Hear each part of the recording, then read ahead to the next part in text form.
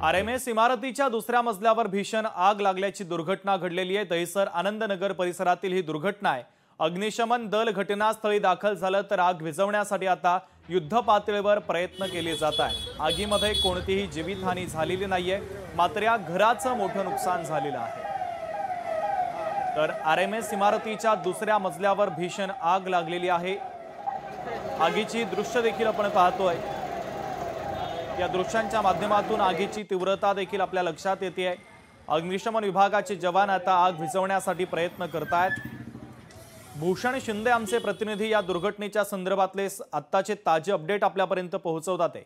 भूषण, आग नेमकी कशामुळे लागली आणि अग्निशमन विभागाच्या वतीने कशा पद्धतीचे प्रयत्न आग विझवण्यासाठी केले जातात आहे?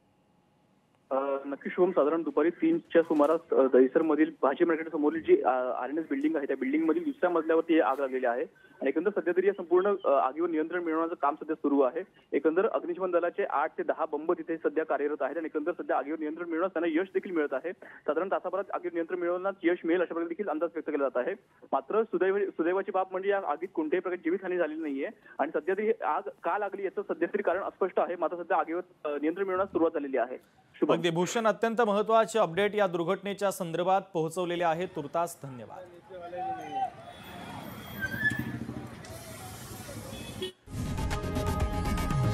लोकशाही मराठी ऐका, पहा, जागरूक रहा।